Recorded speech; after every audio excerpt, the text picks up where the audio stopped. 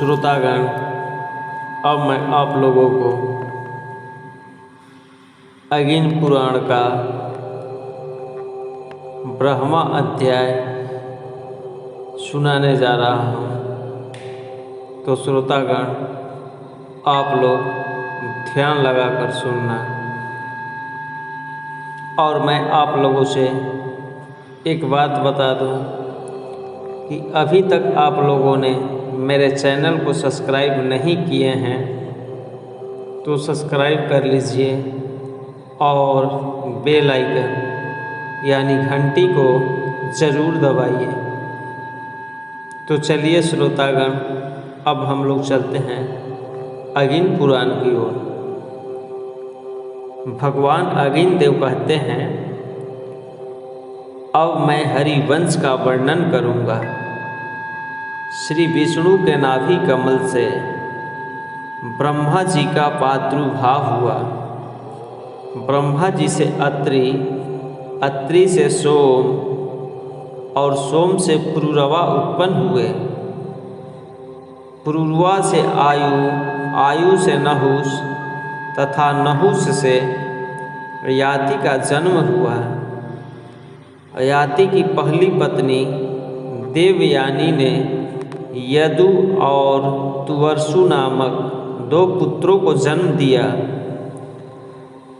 उनकी दूसरी पत्नी शर्मिष्ठा के गर्भ से, जो विश्वपर्वा की पुत्री थी, द्रुह, अनु और पुरु, ये 3 पुत्र उत्पन्न हुए। यदु के वंश में यादव नाम से प्रसिद्ध क्षत्रिय हुए। उन सब में भगवान वासुदेव सर्वश्रेष्ठ थे। परम पुरुष भगवान विष्णु ही इस पृथ्वी का भार उतारने के लिए वासुदेव और देवकी के पुत्र में प्रकट हुए थे। भगवान विष्णु की प्रेरणा से जोग निद्रा ने क्रमशः 6 गर्भ, जो पूर्व जन्म में हिरण्यकशिपु के पुत्र थे, देवकी के उदर में स्थापित किए। देवकी के उदर से 7वें गर्भ के रूप में बलभद्र जी प्रकट हुए थे। ये देवकी से रोहिणी के गर्भ में खींच कर लाए गए थे, इसलिए रोहिणी कहलाए। तदंतर श्रावण मास के कृष्ण पक्ष की अष्टमी को आधी रात के समय 4 भुजाधारी भगवान श्री हरि प्रकट हुए। उस समय देवकी और वासुदेव ने उनका स्तवन किया। फिर वे 2 बाहों वाले नन्हे से बालक बन गए। वासुदेव ने कंस के भय से अपने शिशु को यशोदा की शैया पर पहुंचा दिया और यशोदा की नवजात बालिका को देवकी की शैया पर लाकर सुला दिया। बच्चे के रोने की आवाज़ सुनकर कंस आ पहुंचा और देवकी के मना करने पर भी उसने उस बालिका को उठाकर शिला पर पटक दिया। और जैसे ही उसने शिला पर पटकना चाहा, उस बालिका को उसके हाथ से वह छूटकर आकाश की तरफ उड़ चली और आकाशवाणी के माध्यम से वह बोली, देवकी के 8वें गर्भ से मेरी मृत्यु होगी। इसलिए उसने देवकी के उत्पन्न हुए सभी शिशुओं को मार डालना था। कंस के द्वारा शिला पर पटकी हुई वह बालिका आकाश में उड़ गई और वहीं से इस प्रकार बोली, कंस, मुझे पटकने से तुम्हारा क्या लाभ हुआ? जिनके हाथ से तुम्हारा वध होगा वे देवताओं के सर्वसौभूत भगवान तो इस पृथ्वी का भार उतारने के लिए अवतार ले चुके हैं। ऐसा कहकर वह चली गई। उसी ने देवताओं की प्रार्थना से शुंभ आदि दैत्यों का वध किया। तब इंद्र ने इस प्रकार स्तुति की, जो आर्या, दुर्गा, वेदगर्भा, अंबिका, भद्रकाली, भद्रा, क्षैम्या, क्षेमकरी तथा नैकबाहु आदि नामों से प्रसिद्ध हैं। उन जगदम्बा को मैं नमस्कार करता हूँ, जो तीनों समय इन नामों का पाठ करता है, उसी की सब कामनाएं पूर्ण होती हैं। उधर कंस ने भी नवजात शिशुओं का वध करने के लिए पूतना आदि को सब ओर भेजा। कंस आदि से डरे हुए वासुदेव ने अपने दोनों पुत्रों को रक्षा के लिए उन्हें गोकुल में यशोदापति नंद जी को सौंप दिया था। वहाँ बलराम और श्री कृष्ण दोनों भाई गौओं तथा ग्वालों के साथ विचार करते थे। यद्यपि वे संपूर्ण जगत के पालक थे, तो भी ब्रज गोपालक बनकर रहे। एक बार श्री कृष्ण के उद्यम से तंग आकर मैया यशोदा ने उन्हें रस्सी से उखल में बांध दिया। वे उखल घसीटते हुए दो अर्जुन वृक्ष के बीच से निकले। इससे वे दोनों वृक्ष टूटकर गिर पड़े। एक दिन श्री कृष्ण एक छकड़े के नीचे सो रहे थे। माता का स्तनपान करने की इच्छा से अपने पैर फेंक फेंक कर रोने लगे। उनके पैर का हल्का सा आघात लगते ही छकड़ा उलट गया। पूतना अपना स्तन पिलाकर श्री कृष्ण को मारने के लिए उद्यत थी, किंतु श्री कृष्ण ने ही उसका काम तमाम कर दिया। उन्होंने वृंदावन में जाने के पश्चात कलिया नाग को परास्त किया और उसे जमुना के कुंड से निकालकर समुद्र में भेज दिया। बलराम जी के साथ जा गधे का रूप धारण करने वाले धेनुकासुर को मारकर उन्होंने ताल वन को क्षेम युक्त स्थान बना दिया तथा विष भ्रूपधारी अरिष्टासुर और अश्वरूपधारी केशिकी को मार डाला। फिर श्री कृष्ण ने इंद्रायण के उत्सव को बंद कराया और उसके स्थान में गिरिराज गोवर्धन की पूजा प्रचलित की। इसके कारण कुपित हो इंद्र ने जो वर्षा आरंभ की, उसका निवारण श्री कृष्ण ने गोवर्धन पर्वत को धारण करके किया। अंत में महेंद्र ने आकर उनके चरणों में मस्तक झुकाया और उन्हें गोविंद की पदवी दी। फिर अपने पुत्र अर्जुन को उन्हें सौंप दिया। इससे संतुष्ट होकर श्री कृष्ण ने पुनः इंद्रयांग का भी उत्सव कराया। तदंतर एक दिन वे दोनों भाई कंस का संदेश लेकर आए हुए अक्रूर के साथ रथ पर बैठकर मथुरा चले गए। जाते समय श्री कृष्ण में अनुराग रखने वाली गोपियाँ, जिनके साथ वे भांति भांति की मधुर लीलाएं कर चुके थे, उन्हें बहुत देर तक निहारती रही। मार्ग में अक्रूर ने उनकी स्तुति की। मथुरा में एक रजक को, जो बहुत बढ़ चढ़कर बातें बना रहा था, मारकर श्री कृष्ण ने उससे सारे वस्त्र ले लिए।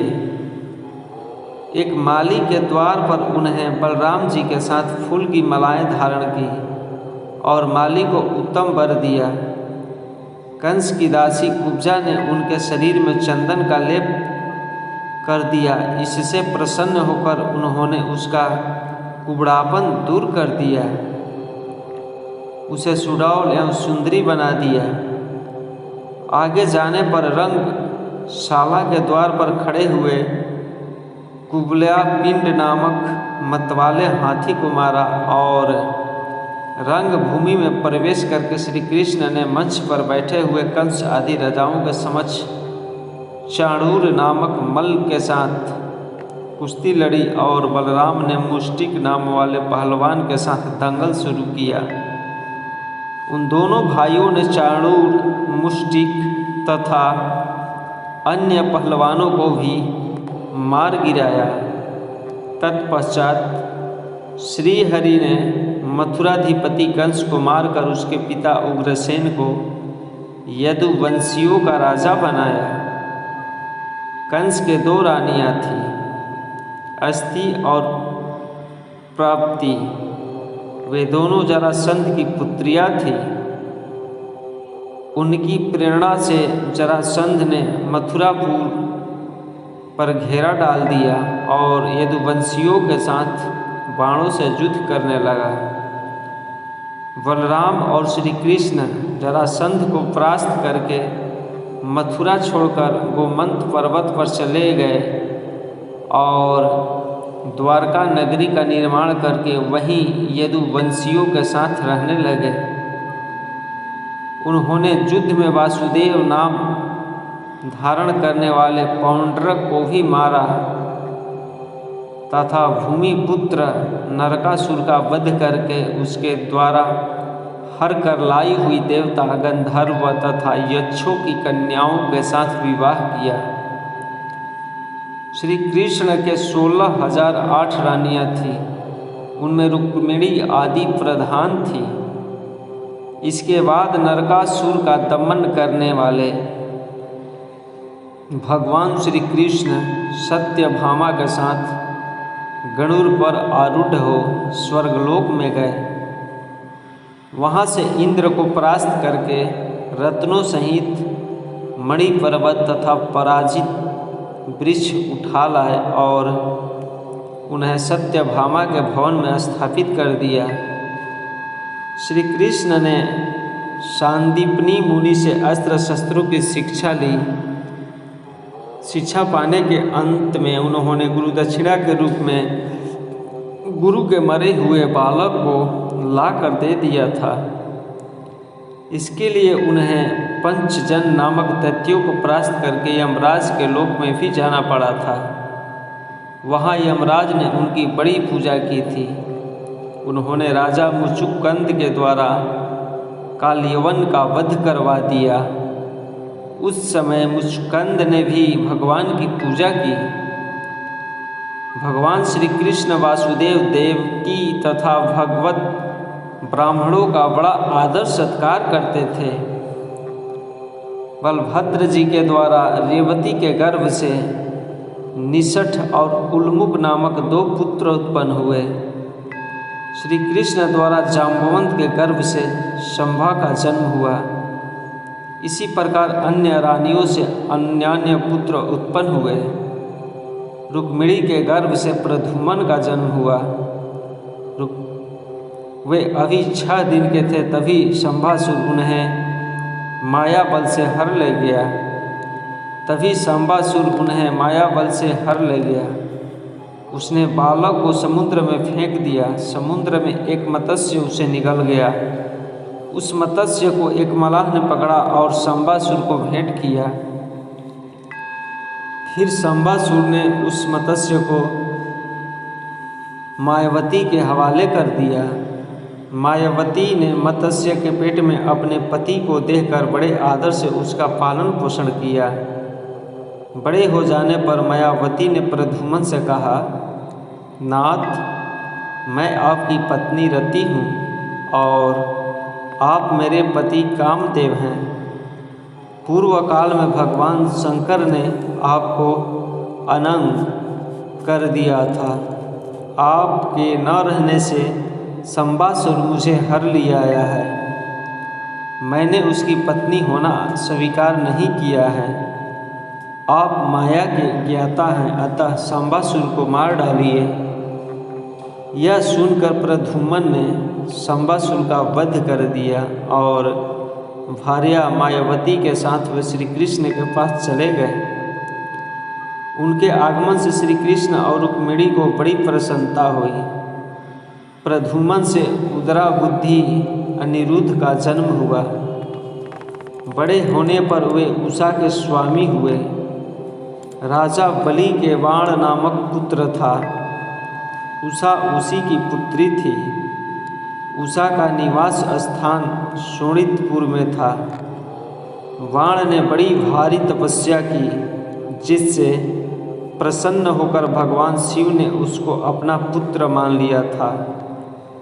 एक दिन शिव जी ने बलमुक्त बाणासुर की युद्ध विषयक इच्छा से संतुष्ट होकर उसे कहा, बाण, जिस दिन तुम्हारे महल का मयूर ध्वज अपने आप टूटकर गिर जाए, उस दिन यह समझना कि तुम्हें युद्ध प्राप्त होगा। एक दिन कैलाश पर्वत पर भगवती पार्वती भगवान शंकर के साथ क्रीड़ा कर रही थी। उन्हें देखकर उषा के मन में भी पति की अभिलाषा जागृत हुई। पार्वती जी ने उसके मनोभाव को समझकर कहा, वैशाख मास की द्वादशी तिथि को रात के समय स्वप्न में जिस पुरुष का तुम्हें दर्शन होगा, वही तुम्हारा पति होगा। पार्वती जी की यह बात सुनकर उषा बहुत प्रसन्न हुई। उक्त तिथि को जब वह अपने घर में सो गई तो उसने वैसा ही स्वप्न दिखाई दिया। उषा की एक सखी चित्रलेखा थी। वह बाणासुर के मंत्री कुंभांड की कन्या थी।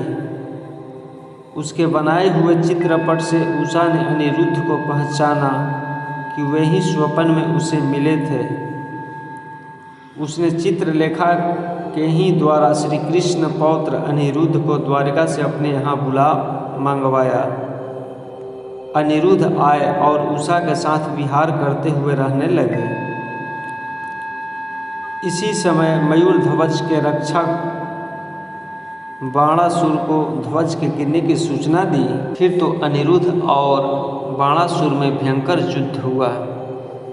नारद जी के मुख से अनिरुद्ध के शोणितपुर पहुँचने का समाचार सुनकर भगवान श्री कृष्ण प्रद्युम्न और बलभद्र को साथ ले गरुड़ पर बैठकर वहां गए और अगिन एवं महेश्वर जौवर को जीतकर शंकर जी के साथ युद्ध करने लगे। श्री कृष्ण और शंकर में परस्पर बाणों के आघात प्रत्याघात से युद्ध भीषण युद्ध होने लगा। नंदी, गणेश और कार्तिकेय आदि प्रमुख वीरों को गरुड़ आदि ने तत्काल परास्त कर दिया। श्री कृष्ण ने जम्भ वर्ण का प्रयोग किया, जिसे भगवान शंकर जम्भाई लेते हुए सो गए। इसी बीच में श्री कृष्ण ने बाणासुर की 1000 भुजाएं काट डाली। जम्भड़ा वस्त्र का प्रभाव कम होने पर शिव जी ने बाणासुर के लिए अभय दान मांगा। तब श्री कृष्ण ने 2 भुजाओं के साथ बाणासुर को जीवित छोड़ दिया और शंकर जी से कहा। श्री कृष्ण बोले, भगवान, आपने जब बाणासुर को अभय दान दिया है तो मैंने भी दे दिया। हम दोनों में कोई भेद नहीं है। जो भेद मानता है वह नरक में पड़ता है। फिर अग्निदेव बोले, तदंतर शिव आदि ने श्री कृष्ण का पूजन किया। वे अनिरुद्ध और उषा आदि के साथ द्वारका में जाकर उग्रसेन आदि की यादवों के साथ आनंद पूर्वक रहने लगे। अनिरुद्ध के व्रज नामक पुत्र हुआ। उसने मार्कंडेय मुनि से सब विद्याओं का ज्ञान प्राप्त किया। बलभद्र जी ने प्रबल बासुर को मारा। यमुना की धारा को खींचकर फेर दिया। दिविद नामक वानर का संहार किया तथा अपने हल के अग्रभाग से हस्तिनापुर को गंगा में झुकाकर कौरवों के घमंड को चूर चूर कर दिया। भगवान श्री कृष्ण अनेक रूप धारण करके अपनी रुक्मिणी आदि रानियों के साथ विहार करते रहे। उन्हें असंख्य पुत्रों को जन्म दिया। जो इस हरिवंश का पाठ करता है वह संपूर्ण कामनाएं प्राप्त करके अंत में श्री हरि के समीप चला जाता है।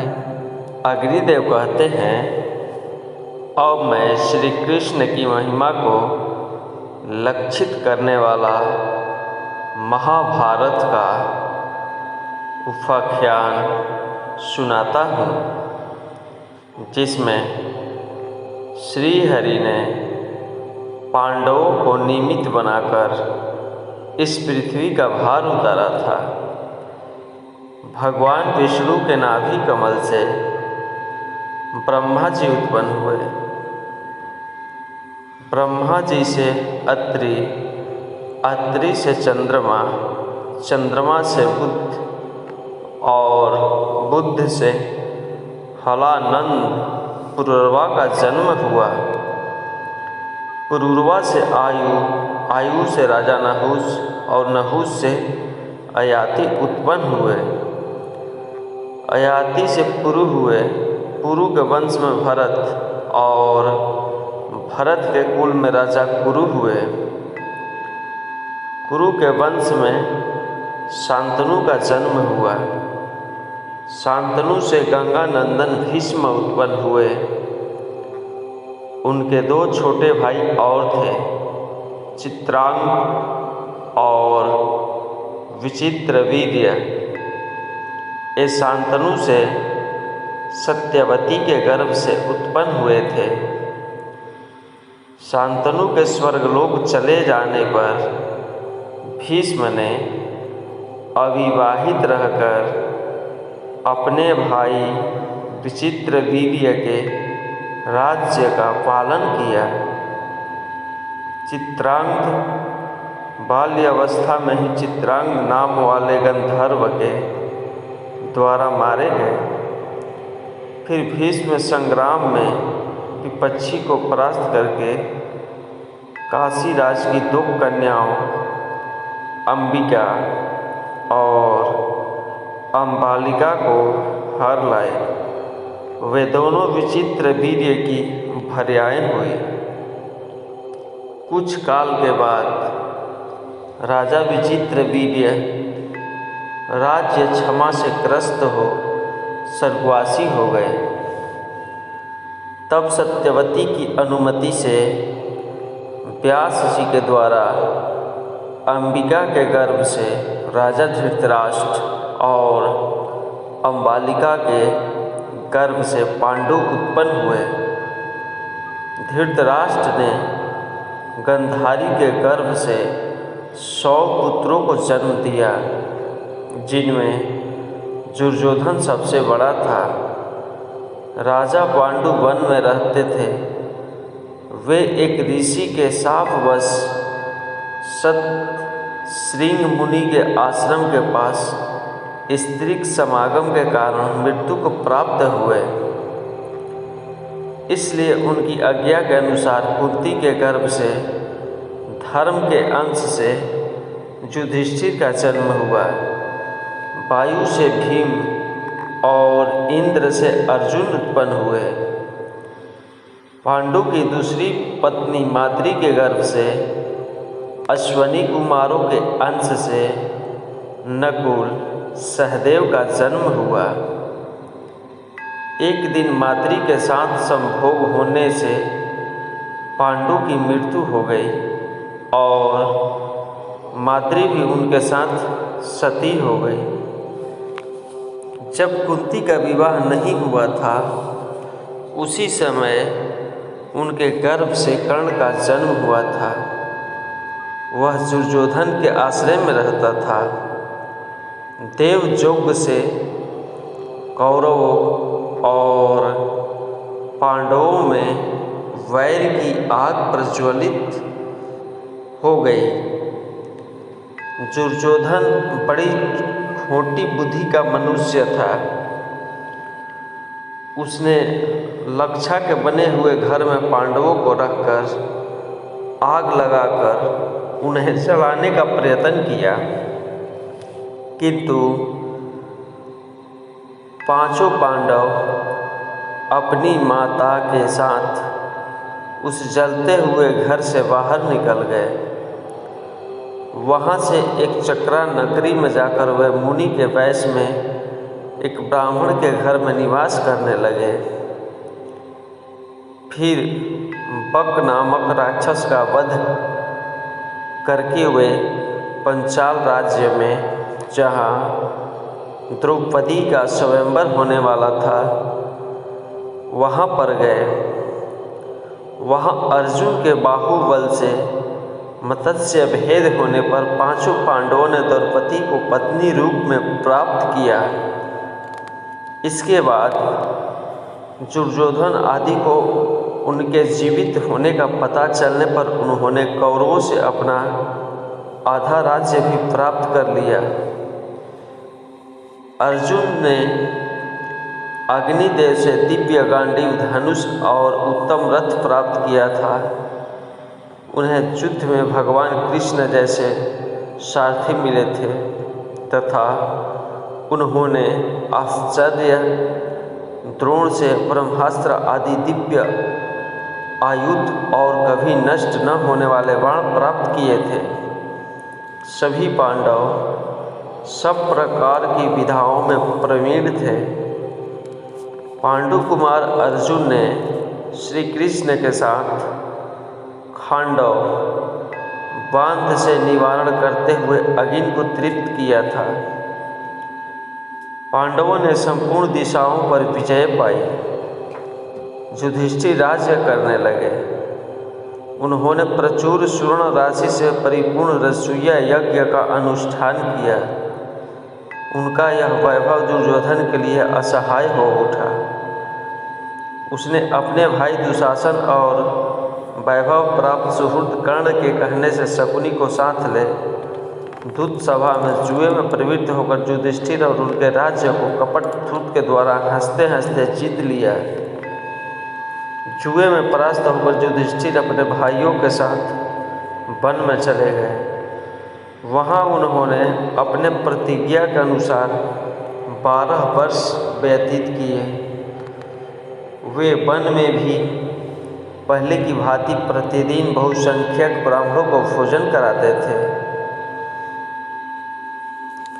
वहाँ उनके साथ उनकी पत्नी द्रौपदी तथा पुरोहित धौम्यजी भी थे।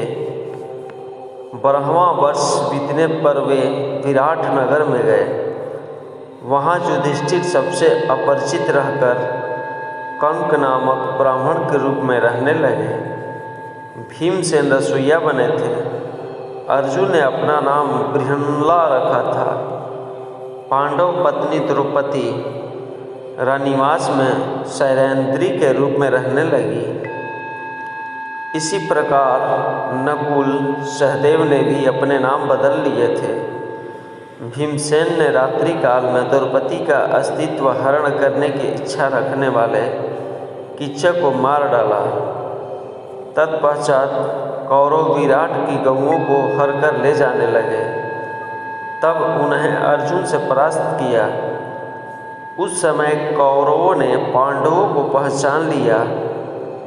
श्री कृष्ण के बहिन सुभद्रा ने अर्जुन से अभिमन्यु नामक पुत्र को उत्पन्न किया था। उसे राजा विराट ने अपनी कन्या उत्तरा ब्याह दी। धर्मराज युधिष्ठिर 7 अक्षौहिणी सेना के स्वामी होकर कौरवों के साथ युद्ध करने को तैयार हुए।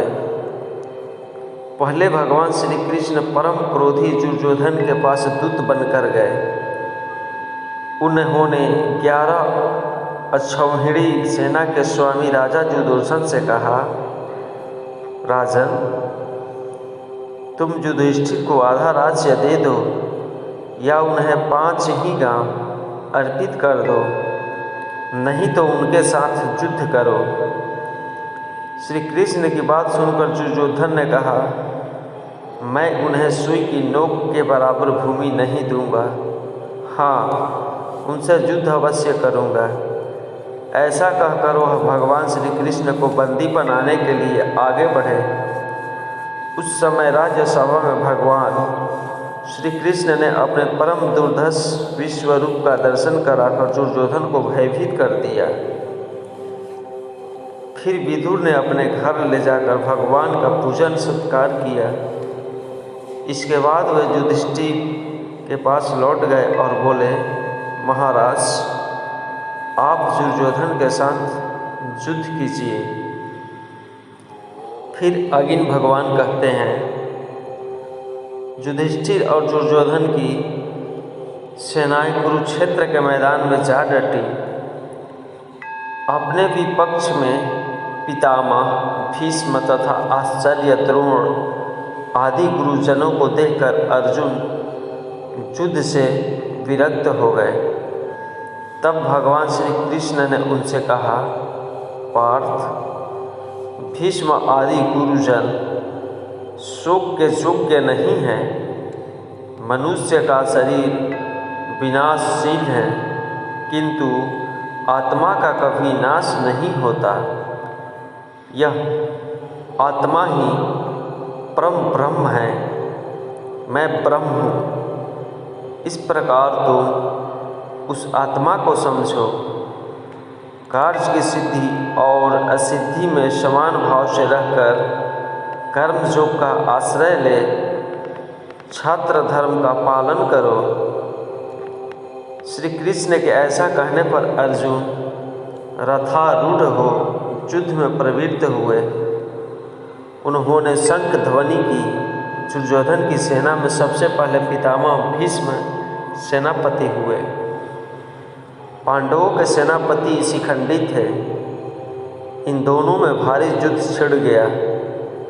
भीष्म सहित कौरव पक्ष के योद्धा उस युद्ध में पांडव पक्ष के सैनिकों पर प्रहार करने लगे और शिखंडी आदि पांडव पक्ष के वीर कौरव सैनिकों को अपने बाणों का निशाना बनाने लगे। कौरव और पांडव सेना का वह युद्ध देवासुर संग्राम के समान जान पड़ता था। आकाश में खड़े होकर देखने वाले देवताओं को वह युद्ध बड़ा आनंददायक प्रतीत हो रहा था। भीष्म ने 10 दिनों तक युद्ध करके पांडवों की अधिकांश सेना को अपने बाणों से मार गिराया।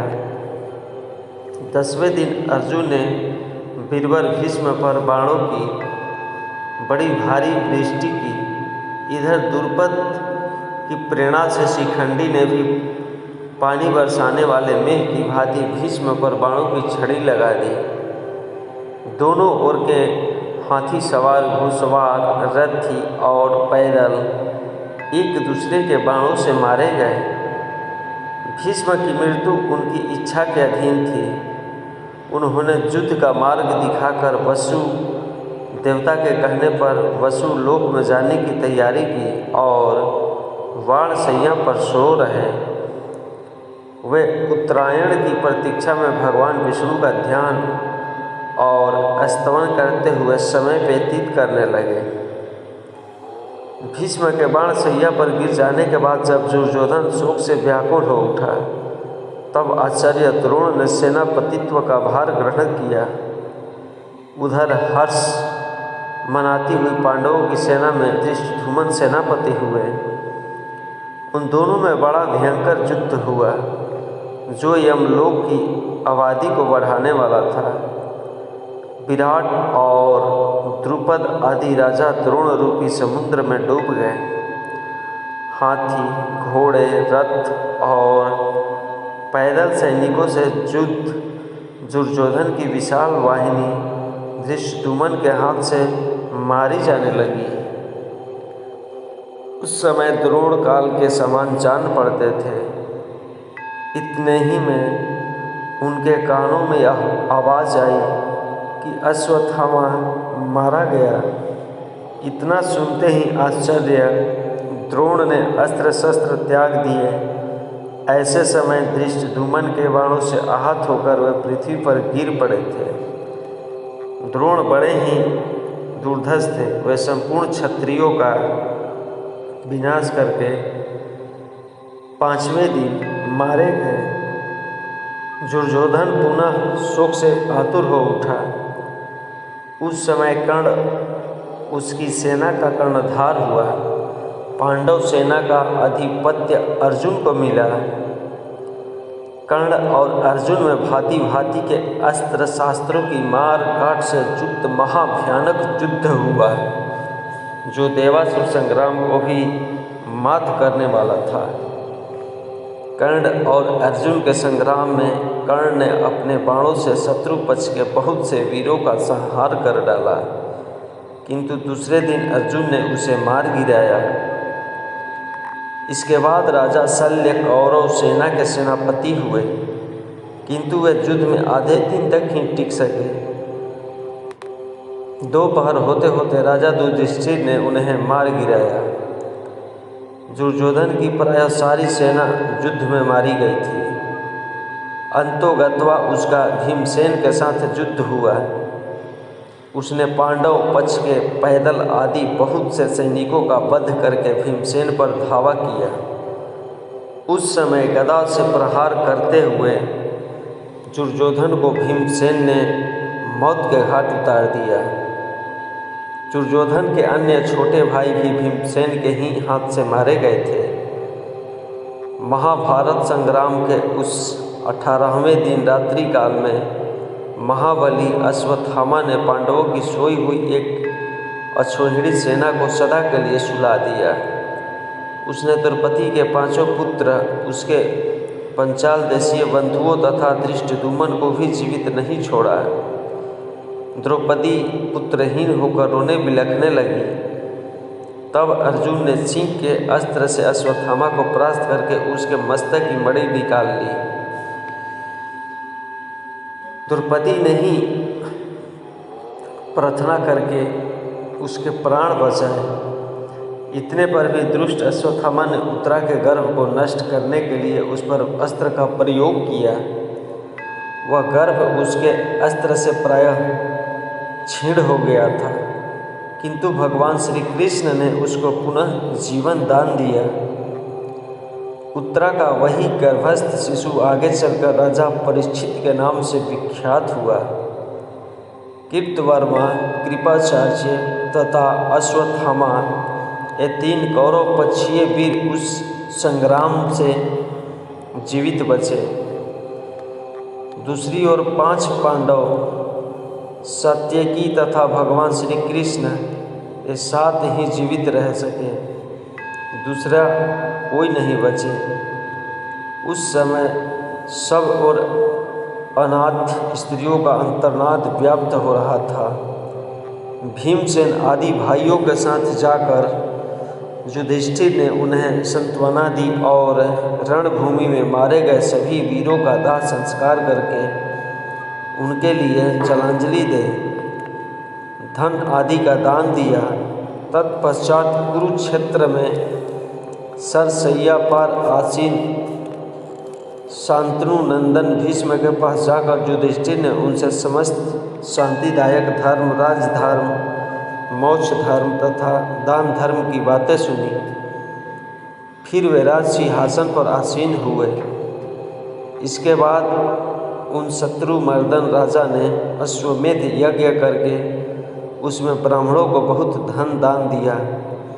इसके पश्चात द्वारका से लौटे हुए अर्जुन के मुख से मूसल कांड के कारण प्राप्त हुए शाप से पारस्परिक युद्ध द्वारा यादवों के संहार का समाचार सुनकर युधिष्ठिर ने परीक्षित को राज सिंहासन पर बिठाया और स्वयं भाइयों के साथ महाप्रस्थान कर स्वर्गलोक को चले गए। इसके बाद भगवान अग्नि देवता कहते हैं, जब युधिष्ठिर राज सिंहासन पर विराजमान हो गए तब धृतराष्ट्र गृहस्थ आश्रम से वनप्रास्थ आश्रम में प्रविष्ट हो वन को चले गए। उनके साथ देवी गांधारी और पृथा यानी कुंती भी थी। विदुर जी दवानल से दग्ध हो स्वर्ग सिधारे। इस प्रकार भगवान विष्णु ने पृथ्वी का भार उतारा और धर्म की स्थापना तथा अधर्म का नाश करने के लिए पांडवों को निमित्त बनाकर दानव दैत्य आदि का संहार किया। इसके बाद भूमि का भार बढ़ाने वाले यादव कुल का भी ब्राह्मणों के शाप के बहाने मूसल के द्वारा संहार कर डाला। अनिरुद्ध के पुत्र ब्रज को राजा के पद पर अभिषिक्त किया। इसके बाद देवताओं के अनुरोध से प्रभास क्षेत्र में श्रीहरि स्वयं ही स्थूल शरीर की लीला का संवरण करके अपने धाम को पधारे। वे इंद्रलोक और ब्रह्मलोक में स्वर्गवासी देवताओं द्वारा पूजित होते हैं। बलभद्र जी शेषनाग के स्वरूप थे, अतः उन्होंने पाताल रूपी स्वर्ग का आश्रय लिया।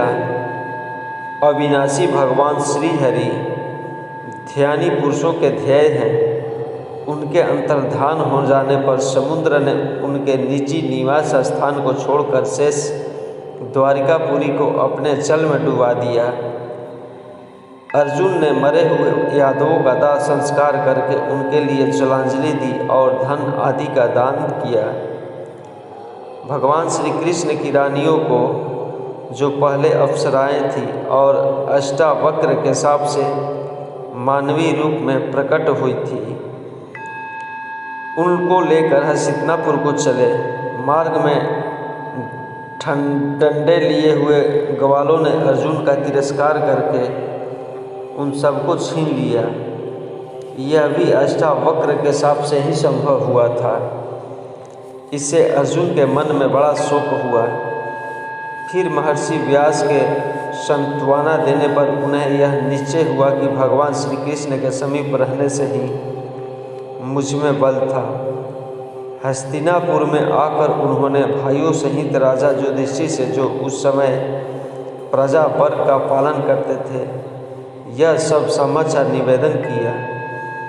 वे बोले, भैया, वही धनुष हैं, वही बाण हैं, वही रथ हैं और वही घोड़े हैं, किंतु भगवान श्री कृष्ण के बिना सब कुछ उसी प्रकार नष्ट हो गया जैसे आश्रित स्त्रियों को दिया हुआ दान। यह सुनकर धर्मराज युधिष्ठिर ने राज्य पर परीक्षित को स्थापित कर दिया।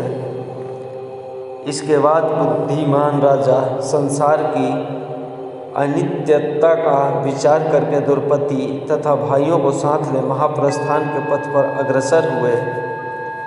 मार्ग में वे श्री हरि के अष्टोत्तर नामों का जप करते हुए यात्रा करते थे। उस महापथ में क्रमशः द्रौपदी, सहदेव, नकुल, अर्जुन और भीमसेन एक एक करके गिर पड़े। इससे राजा शोक मगन हो गए थे। तदंतर वे इंद्र के द्वारा लाए हुए रथ पर आरूढ़ हो भाइयों सहित स्वर्ग को चले गए। वहाँ उन्होंने दुर्योधन आदि सभी धृष्ट पुत्रों को देखा। इसके बाद भगवान वासुदेव का भी दर्शन किया। इससे उन्हें बड़ी प्रसन्नता हुई। यह मैंने तुम्हें महाभारत का प्रसंग सुनाया है। जो इसका पाठ करेगा वह सर्वलोक में सहसम्मानित अवश्य जाएगा। फिर भगवान अग्निदेव बोलते हैं, अब मैं बुद्ध अवतार का वर्णन करूंगा, जो पढ़ने और सुनने वालों के मनोरथ को सिद्ध करने वाला है।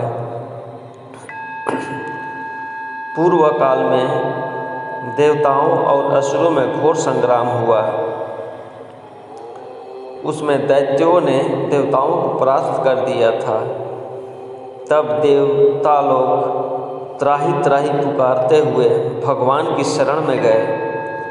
भगवान महामोहमया रूप में आकर राजा सुदोधन के पुत्र हुए। उन्होंने दैत्यों को मोहित किया और उनसे वैदिक धर्म का परित्याग करा दिया। वे बुद्ध के अनुयायी दैत्य बौद्ध कहलाए। फिर उन्होंने दूसरे लोगों से वेद धर्म का त्याग करवाया। इसके बाद माया मोही आहर्त रूप से प्रकट हुआ। उसने दूसरे लोगों को भी आहर्त बनाया। इस प्रकार उनके अनुयायी वेद धर्म से वंचित होकर पाखंडी बन गए। उन्होंने नरक में ले जाने वाले कर्म करना आरंभ कर दिया, वे सबके सब कलयुग के अंत में वर्ण संकर होंगे और नीच पुरुषों से दान लेंगे। इतना ही नहीं, वे लोग डाकू और दुराचारी भी होंगे। वाजसने मात्र ही वेद कहलाएगा। वेद की 10-5 शाखाएं ही प्रमाणभूत मानी जाएगी। धर्म का चोला पहने हुए सब लोग अधर्म में ही रुचि रखने वाले होंगे। राजा रूपधारी मलेच्छ मनुष्यों का ही भक्षण करेंगे। इसके पश्चात भगवान कलिक प्रकट होंगे। वे श्री विष्णु के पुत्र रूप से अवतरित हो यज्ञवल्क्य को अपना पुरोहित बनाएंगे। उन्हें अस्त्र शस्त्र विद्या का पूर्ण परिज्ञान होगा।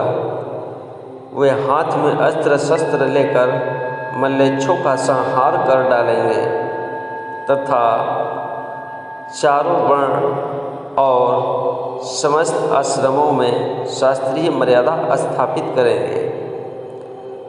समस्त प्रजा को धर्म के उत्तम मार्ग में लाएंगे। उसके बाद श्री हरि कलिक रूप का परित्याग करके अपने धाम में चले जाएंगे। फिर तो पूर्वतः सत्य युग का साम्राज्य होगा। साधु श्रेष्ठ सभी वर्ण और आश्रम के लोग अपने अपने धर्म में दृढ़तापूर्वक लग जाएंगे। इस प्रकार संपूर्ण कल्पों में तथा मनवंतरों में श्री हरि के अवतार होते हैं। उनमें कुछ हो चुके हैं, कुछ आगे होने वाले हैं। उन सबको कोई नियत संख्या नहीं है। जो मनुष्य श्री विष्णु के अंशा अवतार तथा पूर्ण अवतार सहित 10 अवतारों के चरित्रों का पाठ अथवा श्रवण करता है, वह संपूर्ण कामनाओं को प्राप्त कर लेता है तथा निर्मल हृदय होकर परिवार सहित स्वर्ग को जाता है।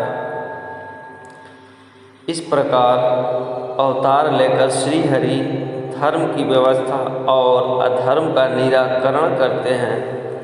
वही जगत की सृष्टि आदि का कारण है। फिर भगवान अग्निदेव कहते हैं, अब मैं जगत की सृष्टि आदि का जो श्री हरि की लीला मात्र है वर्णन करूँगा। श्री हरि ही स्वर्ग आदि के रचयिता हैं। सृष्टि और प्रलय आदि उन्हीं के स्वरूप हैं। सृष्टि के आदि कारण भी वही हैं। वही निर्गुण हैं और वही सगुण हैं। सबसे पहले सत्स्वरूप अव्यक्त ब्रह्मा ही था। उस समय न तो आकाश था और न दिन रात आदि का ही विभाग था। इसके पश्चात सृष्टि काल में परम पुरुष श्री विष्णु ने प्रकृति में प्रवेश करके उसे शुद्ध कर दिया। फिर प्रकृति से महतत्व और उससे अहंकार प्रकट हुआ। अहंकार 3 प्रकार का है, वैकारिक यानी कि सात्विक, तेजस यानी कि राजस और भूतादि रूप यानी कि तामस। तामस अहंकार से शब्द तन्मात्रा वाला आकाश उत्पन्न हुआ। आकाश से स्पर्श तन्मात्रा वाले वायु का प्रादुर्भाव हुआ। वायु से रूप तन्मात्रा वाला अग्नि तत्व प्रकट हुआ। अग्नि से रस तन्मात्रा वाले जल की उत्पत्ति हुई और जल से गंध तन्मात्रा वाली भूमि का प्रादुर्भाव हुआ। यह सब तामस अहंकार से होने वाली सृष्टि है। इंद्रिया तेजस अर्थात राजस अहंकार से प्रकट हुई हैं। 10 इंद्रियों के अधिष्ठा 10 देवता और 11वीं इंद्रिय मन वैकारिक अर्थात सात्विक अहंकार की सृष्टि हैं। इसके पश्चात नाना प्रकार की प्रजा को उत्पन्न करने की इच्छा वाले भगवान स्वयंभू ने सबसे पहले जल की ही सृष्टि की और उसमें अपनी शक्ति का उपयोग किया। जल को नार कहा गया है क्योंकि वह नर से उत्पन्न हुआ है। नार ही पूर्व काल में भगवान का अयन यानी कि निवास स्थान था, इसलिए भगवान को नारायण कहा गया है। स्वयंभू श्री हरि ने जो वीर्य स्थापित किया था वह जल में स्वर्णमय अंडे के रूप में प्रकट हुआ। उसमें साक्षात स्वयंभू भगवान ब्रह्मा जी प्रकट हुए, ऐसा हमने सुना है। भगवान हिरण्य गर्भु ने 1 वर्ष तक उस अंड के भीतर निवास करके उसके 2 भाग किए। एक का नाम धूलोक और दूसरे का भूलोक। उन दोनों अंड खंडों के बीच में उन्होंने आकाश की सृष्टि की। जल के ऊपर तैरती हुई पृथ्वी को रख और 10 दिशाओं के विभाग किए। फिर सृष्टि की इच्छा वाले प्रजापति ने वहाँ काल, मन, वाणी, काम, क्रोध तथा रति आदि की तत्स्वरूप से सृष्टि की। उन्होंने आदि में विद्युत, ब्रज, मेघ, रोहित, इंद्रधनुष, पक्षियों तथा पर्जन्य का निर्माण किया। इसके पश्चात यज्ञ की सिद्धि के लिए मुख से त्रिक, यजुः और साम वेद को प्रकट किया। उनके द्वारा संध्यागणों ने देवताओं का यजन किया। फिर ब्रह्मा जी ने अपनी भुजा से ऊंचे नीचे या छोटे बड़े भूतों को उत्पन्न किया। संतन कुमार की उत्पत्ति की तथा क्रोध से प्रकट होने वाले रुद्र को जन्म दिया। मरीचि, अत्रि, अंगिरा, पुलस्त्य, पुल, कत्रु और वशिष्ठ, इन 7 महापुत्रों को ब्रह्मा जी ने निश्चय ही अपने मन से प्रकट किया। साधु श्रेष्ठ तथा रुद्रगण प्रजा वर्ग की सृष्टि करते हैं। ब्रह्मा जी ने अपने शरीर के 2 भाग किए। आधे भाग से वे पुरुष हुए और आधे से स्त्री बन गए। फिर उस नारी के गर्भ से उन्होंने प्रजाओं की सृष्टि की। यही स्वयंभू मनु तथा शतरूपा के नाम से प्रसिद्ध हुए। इनसे ही मानवीय सृष्टि का प्रादुर्भाव हुआ। फिर भगवान नगिनदेव कहते हैं, स्वयंभू मनु से उनकी तपस्विनी भार्या शतरूपा ने प्रियव्रत और उतानपाद नामक 2 पुत्र और एक सुंदर कन्या उत्पन्न की। वह कमनीय कन्या कंदर्म ऋषि की भार्या हुई। राजा प्रियव्रत से सम्राट कुक्षी और विराट नामक सामर्थ्यशाली पुत्र उत्पन्न हुए। उत्तानपाद से सुरुचि के गर्भ से उत्तमन नामक पुत्र उत्पन्न हुए और सुनीति के गर्भ से ध्रुव का जन्म हुआ।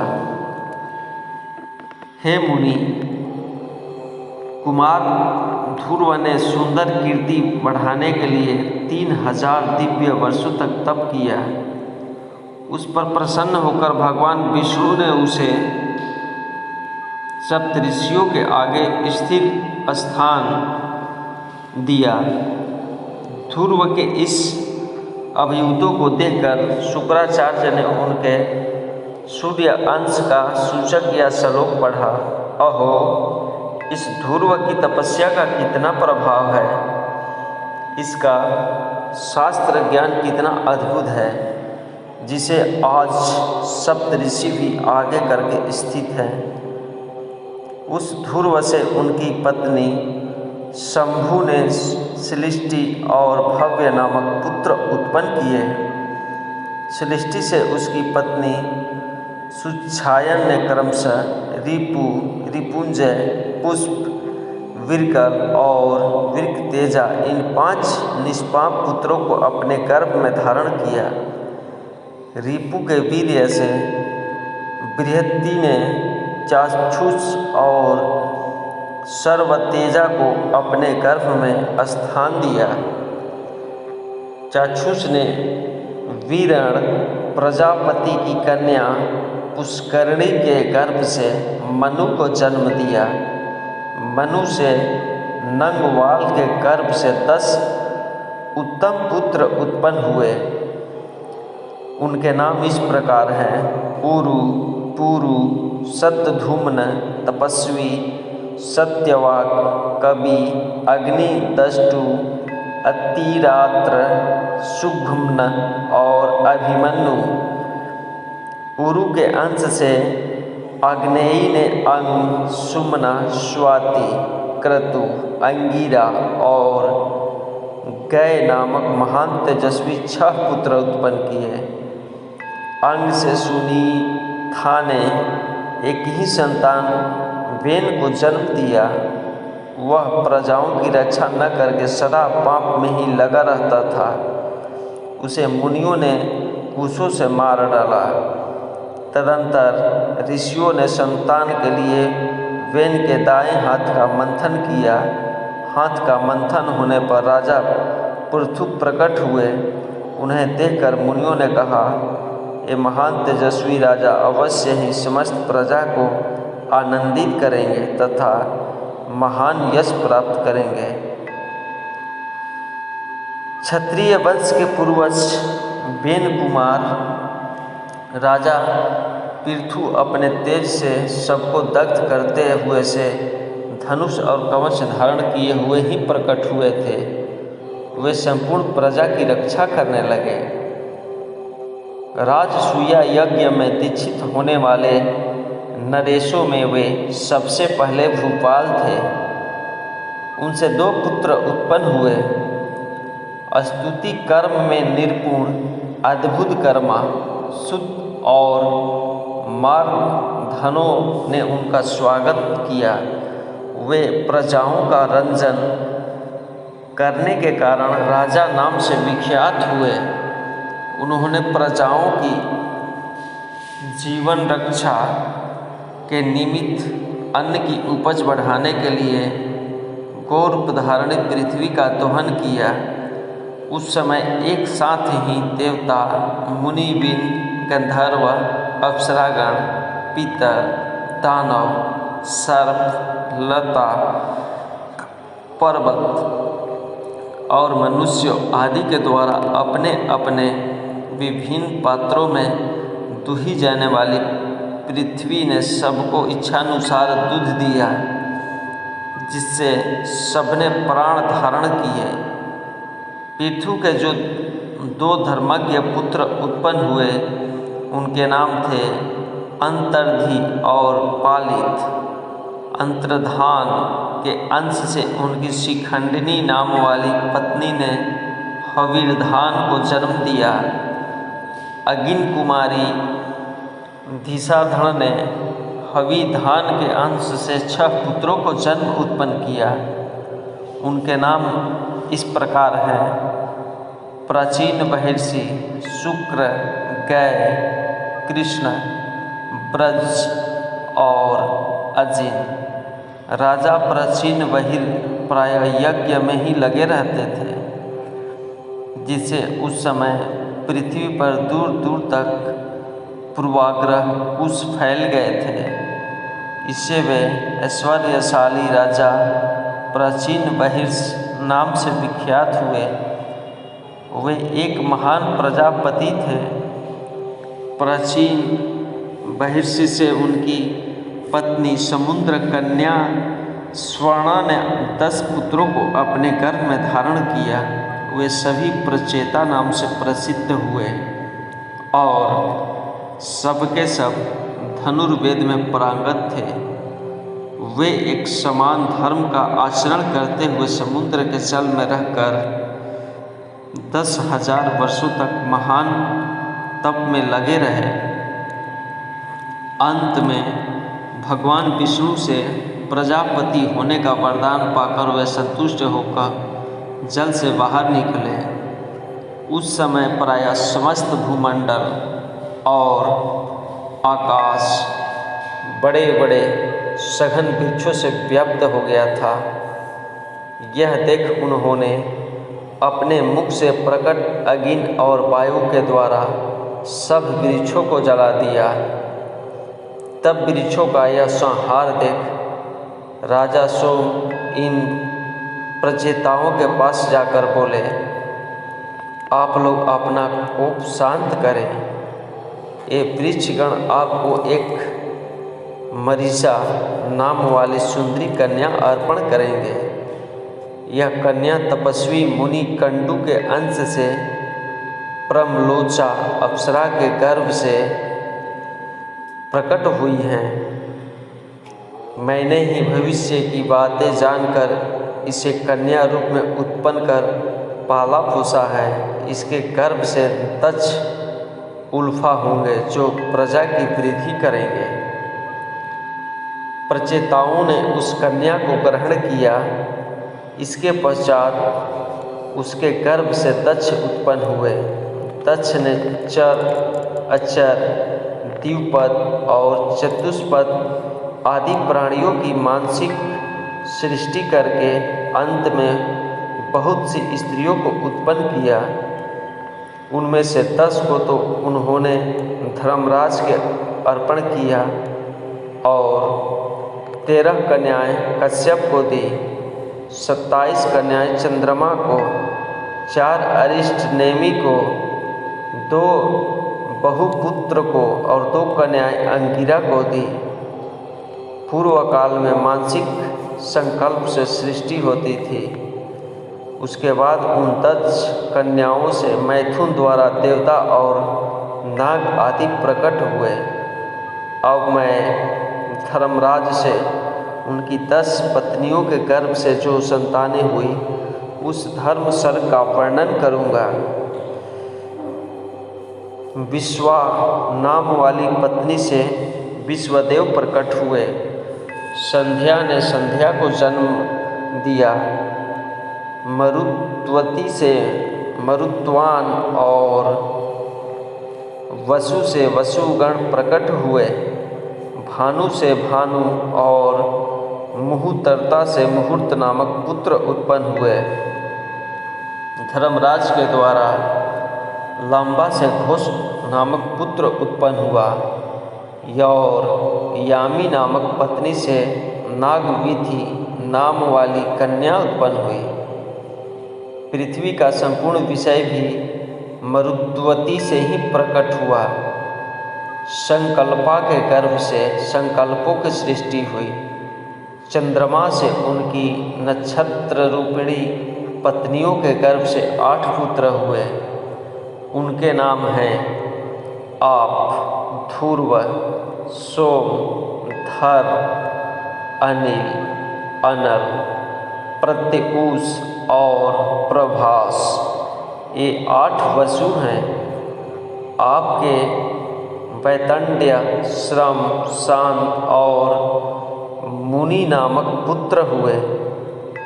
ध्रुव का पुत्र लोकांतकारी काल हुआ और सोम का पुत्र वर्चा हुआ। धर की पत्नी मनोहरा के गर्भ से द्रविड़, हुत, हर्तव्य, शिशिर, प्राण और रमण उत्पन्न हुए। अनिल का पुत्र पुरोजव और अनल यानी कि अग्नि का अभिज्ञाता था। अग्नि का पुत्र कुमार हुआ जो सरकंडों की डेयरी पर उत्पन्न हुआ। उसके पीछे शांख, विशांख और नैगम्य नामक पुत्र हुए। कुमार कृतिका के गर्भ से उत्पन्न होने के कारण कार्तिकेय कहलाए तथा कृतिकार के दूसरे पुत्र संतन कुमार नामक यति हुए। प्रत्युष से देव का जन्म हुआ और प्रभाव से विश्वकर्मा की, ये विश्वकर्मा देवताओं के बढ़ई थे और हजारों प्रकार के शिल्पकारी का काम करते थे। उनके ही निर्माण किए हुए शिल्प और भूषण आदि के सहारे आज भी मनुष्य अपनी जीविका चलाते हैं। सुरभि ने कश्यप जी के अंश से 11 रुद्रों को उत्पन्न किया तथा हे साधु श्रेष्ठ, सती ने अपने तपस्या एवं महादेवी जी के अनुग्रह से संभावित होकर 4 पुत्र उल्फा किए। उनके नाम हैं अजैकपात, अहिरबंधु, त्वष्टा और रुद्र। त्वष्टा के पुत्र महायजस्वी श्रीमान विश्वरूप हुए। हर ब्रह्मरूप, त्रयंबक, अपराजित, विषकपि, शंभु, कर्पति, रैवत, मृगव्यथा, सर्प और कपाली 11 रुद्र प्रधान हैं। यो तो सैकड़ों लाखों रुद्र हैं जिनसे यह चराचर जगत व्याप्त है। फिर अग्नि देव बोलते हैं, मुनि, अब मैं अदिति आदि दक्ष कन्याओं से उत्पन्न हुए कश्यप जी की सृष्टि का वर्णन करता हूँ। चाक्षुष मनवंतर में जो तुषित नामक 12 देवता थे, वही पुनः इस वैवस्वत मनवंतर में कश्यप के अंश से अदिति के गर्भ से आए थे। वे विष्णु, शक, त्वष्टा, धाता, अर्यमा, पूषा, विवस्वतान, सविता, मित्र, वरुण, भग और अंशु नामक 12 आदित्य हुए। अरिष्ट नेमि की 4 पत्नियों में से 16 संतानें उत्पन्न हुई। विद्वान बहुपुत्र के 4 प्रकार की विद्युत स्वरूपा कन्याएं हुई। अंगिरा मुनि से श्रेष्ठ ऋचाएँ हुई तथा कृष्वा के भी देवताओं के दिव्य आयुध उत्पन्न हुए। जैसे आकाश में सूर्य के उदय और अस्त भाव बारंबार होते रहते हैं, उसी प्रकार देवता लोग युग युग में उत्पन्न होते रहते हैं। कश्यप जी से उनकी पत्नी दीति के गर्भ से हिरण्यकशिपु और हिरण्याक्ष नामक पुत्र उत्पन्न हुआ। फिर सिंहिका नाम वाली एक कन्या भी हुई जो विप्रचित नामक दानव की पत्नी हुई। उसके गर्भ से राहु आदि की उत्पत्ति हुई जो सहिके नाम से विख्यात हुए। हिरण्यकशिपु के 4 पुत्र हुए। जो अपने बल पराक्रम के कारण विख्यात थे। इनमें पहला हाथ, दूसरा अनुहार और तीसरे प्रहलाद हुए, जो महान विष्णु भक्त थे, और चौथा संहलाद था। प्रहलाद का पुत्र हद हुआ। संहर्द के पुत्र आयुष्मान, शिवी और वास्कल थे। प्रहलाद का पुत्र विरोचन हुआ और विरोचन से बलि का जन्म हुआ। हे महामुने, बलि के 100 पुत्र हुए, जिनमें बाणासुर ज्येष्ठ था। पूर्व काल में इस बाणासुर ने भगवान उमापति को प्रसन्न कर उन परमेश्वर से यह वरदान प्राप्त किया था कि मैं आपके पास ही विचरण करता रहूँगा। हिरण्याक्ष के 5 पुत्र थे, शंबर, शकुनी, दिर्ममूर्धा, शंकु और आर्या। कश्यप जी की दूसरी पत्नी तनु के गर्भ से 100 दानव पुत्र उत्पन्न हुए। इनमें सर्वभानु की कन्या सुप्रभा थी और पुलोमा दानव की पुत्री थी सची। उपदानव की कन्या हैशिरा थी और वृषपर्वा की पुत्री शर्मिष्ठा, पुलोमा और कालका, ये 2 वैश्वानर की कन्याएं थीं। ये दोनों कश्यप जी की पत्नी हुई। इन दोनों के करोड़ों पुत्र थे। प्रहलाद के वंश में 4 करोड़ निवात कवच नामक दैत्य हुए। कश्यप जी की ताम्रा नाम वाली पत्नी से 6 पुत्र हुए। इनके अतिरिक्त काकी, शयनी, भासी, गिर्दिका और सूचिग्रीवा आदि भी कश्यप जी की भार्याएं थीं। उनसे काक आदि पक्षी उत्पन्न हुए। ताम्र के पुत्र घोड़े और ऊंट थे। विंता के अरुण और गरुड़ नामक 2 पुत्र हुए। सूसा से हजारों सांप उत्पन्न हुए और कंद्रु के गर्भ से भी शेष, वासुकी और तक्षक आदि सहस्त्रों नाग हुए। क्रोध वंश के गर्भ से दंशनशील दांत वाले सर्प प्रकट हुए। धारा से जल पक्षी उत्पन्न हुए। सुरभि से गाय, भैंस आदि पशुओं की उत्पत्ति हुई। ईरा के गर्भ से तृण आदि उत्पन्न हुए। खसा से यक्ष, राक्षस और मुनि के गर्भ से अप्सराएं प्रकट हुई। इसी प्रकार अरिष्ठा के गर्भ से गंधर्व उत्पन्न हुए। इस तरह कश्यप जी से स्थावर जंगम जगत की उत्पत्ति हुई। इन सबके असंख्य पुत्र उत्पन्न हुए। देवताओं ने दैत्यों को युद्ध में जीत लिया। अपने पुत्रों के मारे जाने पर दिति ने कश्यप जी को सेवा से संतुष्ट किया। वह इंद्र का संहार करने वाले पुत्र को पाना चाहती थी। उसने कश्यप जी से अपना वह अभिनीत वर प्राप्त कर लिया। जब वह गर्भवती और व्रत पालन में तत्पर थी, उस समय एक दिन भोजन के बाद बिना पैर धोए ही सो गई। तब इंद्र ने यह छिद्र ढूंढकर उसके गर्भ में प्रविष्ट हो गए। उस गर्भ के टुकड़े टुकड़े कर दिए, किंतु व्रत के प्रभाव से उनकी मृत्यु नहीं हुई। वे सभी अत्यंत तेजस्वी और इंद्र के सहायक 49 मरुत नामक देवता हुए। मुने, यह सारा वृत्तांत मैंने सुना दिया। श्री हरि स्वरूप ब्रह्मा जी ने पृथु को नरलोक के राजपद पर अभिषिक्त करके क्रमशः दूसरों को भी राज्य दिए। उन्हें विभिन्न समूहों का राजा बनाया। अन्य सबके अधिपति तथा परिगणित अधिपतियों को भी अधिपति साक्षात श्री हरि हैं। ब्राह्मणों और औषधियों के राजा चंद्रमा हुए। जल के स्वामी वरुण हुए। राजाओं के राजा कुबेर हुए। 12 सूर्यों के अधीश्वर भगवान विष्णु थे। वसुओं के राजा पावक और मरुदगणों के स्वामी इंद्र हुए। प्रजापतियों के स्वामी दक्ष और दानवों के अधिपति प्रहलाद हुए।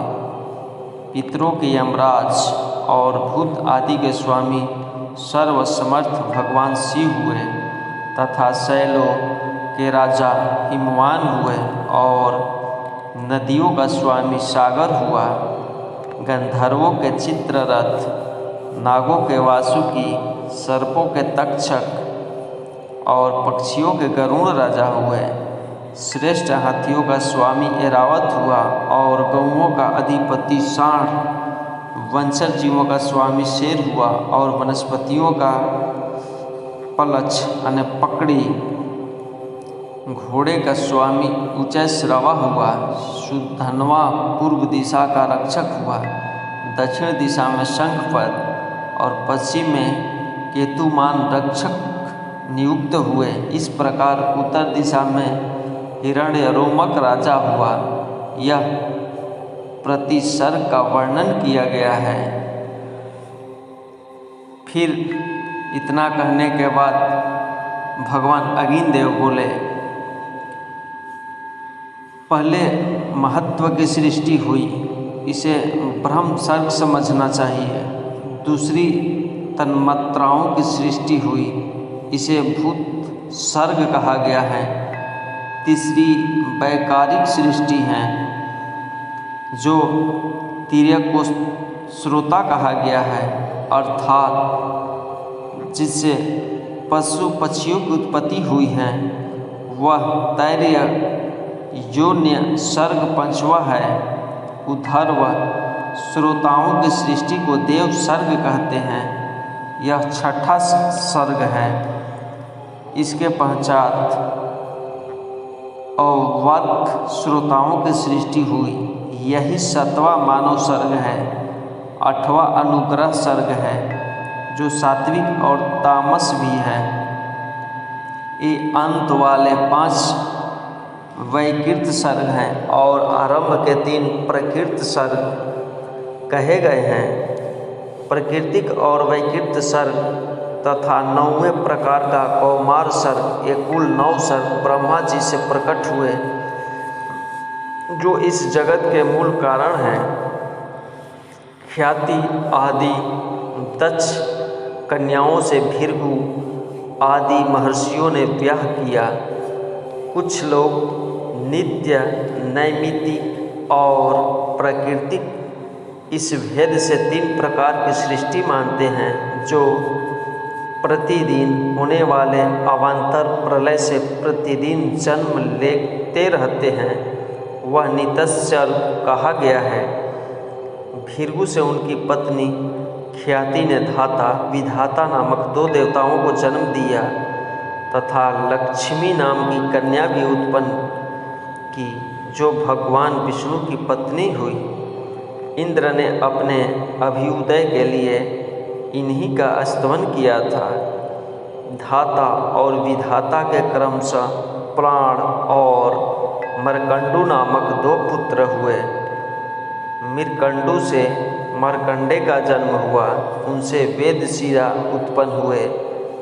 मरीचि के शंभूति के गर्भ से पौर्णमास नामक पुत्र हुआ और अंगिरा के स्मृति के गर्भ से अनेक पुत्र तथा सीनी वाली कुहू, राका और अनुमति नामक 4 कन्याएं हुई। अत्रि के अंश से अनसुईया ने सोम, दुर्वासा और दत्तात्रेय नामक पुत्रों को जन्म दिया। इनमें दत्तात्रेय महान योगी पुलस्त्य मुनि की पत्नी प्रीति के गर्भ से दतोली नामक पुत्र उत्पन्न हुआ। पुला से क्षमा के गर्भ से सहिष्णु एवं सर्पपादी का जन्म हुआ। कर्तु के संति से वालखिल्प नामक 60,000 पुत्र उत्पन्न हुए, जो अंगूठे के पूर्वों के बराबर और महान तेजस्वी थे। वशिष्ठ जी ऊर्जा के गर्भ से राजा गात्र, ऊर्ध्वबाहु, श्रवण, अनग, शुक्र और सुतपा ये 7 ऋषि प्रकट हुए। स्वाहा एवं अग्नि से पावक, पवमान और सूची नामक पुत्र हुए। इस प्रकार अज से अग्नि, वात, वहिषद, अनगिन एवं सगिन पितर हुए। पितरों से स्वधा के गर्भ से मेना और वैदरणी नामक 2 कन्याएं हुई। अधर्म की पत्नी हिंसा हुई। उन दोनों अमृत नामक पुत्र और निकृति नाम वाली कन्या की उत्पत्ति हुई। इन दोनों ने परस्पर विवाह किया और इनसे भय तथा नरक का जन्म हुआ। क्रमशः माया और वेदना इनकी पत्नियां हुई। इनमें से माया ने समस्त प्राणियों के प्राण लेने वाले मृत्यु को जन्म दिया और वेदना ने नरक के संयोग से दुख नामक पुत्र उत्पन्न किए। इसके पश्चात मृत्यु से व्याधि, जरा, शोक, तृष्णा और क्रोध की उत्पत्ति हुई। ब्रह्मा जी से एक रोता हुआ पुत्र हुआ जो रुदन करने के कारण रुद्र नाम से प्रसिद्ध हुआ तथा ये द्विज उन पितामह ने उसे भव, सर्व, ईशान, पशुपति, भीम, उग्र और महादेव आदि नामों से पुकारा।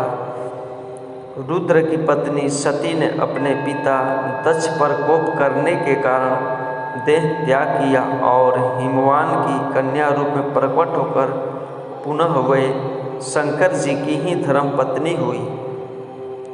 किसी समय नारद जी ने ऋषियों के प्रति विष्णु आदि देवताओं की पूजा विधान बतलाया था। सनादि पूर्व की ही जाने वाली उन पूजाओं का विधिवत अनुष्ठान करके स्वयंभू, मनु आदि ने भोग और मोक्ष दोनों प्राप्त किए। तो श्रोतागण, आपको यह अग्नि पुराण का कथा कैसा लगा आप लोग मुझे कमेंट करके ज़रूर बताना। और कथा समाप्त करते करते भी मैं आपसे एक बार कहता हूँ कि अगर सब्सक्राइब नहीं किए हैं तो सब्सक्राइब कर लीजिए ताकि आगे भी मेरे द्वारा इस तरह से बताए हुए कथा को आप लोगों सुनते रहोगे। तो श्रोतागण, अब मैं फिर अगले वीडियो में आप लोगों से मिलूँगा। तब तक के लिए धन्यवाद।